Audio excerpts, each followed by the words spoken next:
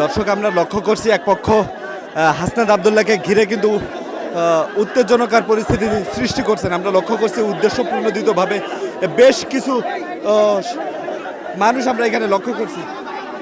হাসনাত আবদুল্লাহকে কিন্তু হেনস্থা করার চেষ্টা করা হচ্ছে। ঢাকা ইউনিভার্সিটির ভিতরগত বেশ কিছু শিক্ষার্থীদেরকে আমরা লক্ষ্য করছি এখানে বেশ উত্তেজনকার কথাবার্তা বলার চেষ্টা করছেন এবং হাসনাত আবদুল্লাহকে কিন্তু এক প্রকার হেনস্থা করার চেষ্টা করছে এখানকার বেশ কিছু